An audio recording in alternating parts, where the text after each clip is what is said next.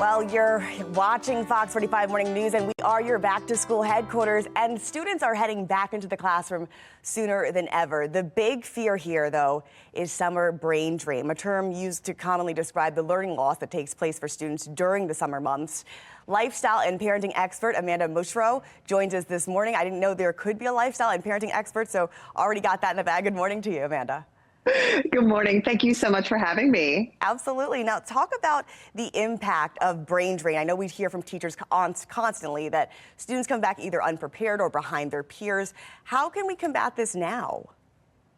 Right. So I have to say, I'm definitely the parent that in June, I've got the workbooks, the worksheets, I've got the charts. We are on top of it.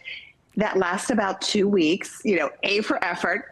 Doesn't last very long. So I have found that if we are interacting and playing with our kids, that's the best way to learn. They learn through play. So we talk about their different toys that they're playing with, but also different activities we're doing at home. And that's where real learning can happen. And so I'm curious to know, right now there's a push in our state to make sure that students are reading on third grade level, they're proficient before moving on. Are there any particular activities for young readers?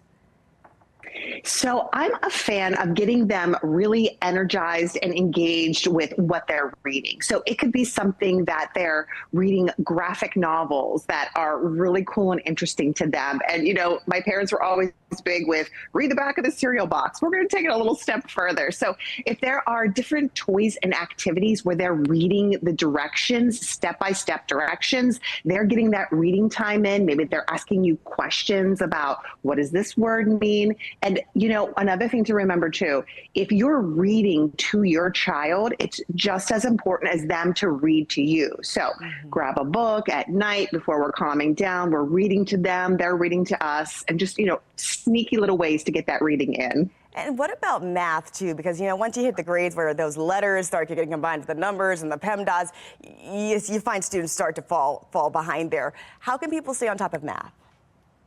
So a great way to do that is just to find different ways that you're including math throughout your day. So for instance, if you're baking with your kids, we're going to make some cookies, we're making dinner, pull them up next to you, show them the recipe, whether it's on your phone or a good old cookbook. You can talk about numbers, following directions. And again, we're just kind of including things that we're doing on a day-to-day basis.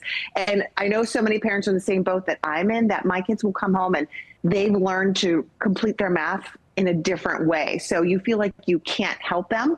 But if your kids are showing you how they complete these math problems, you're learning, and so are they, because they're teaching it to you. So maybe that we can jump in and help them a little bit.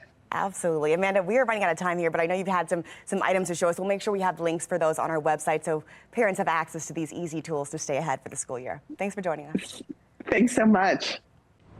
I'm Mary Bubala. Thank you for watching. Here's another video for you to watch. Also take some time to subscribe to our YouTube channel.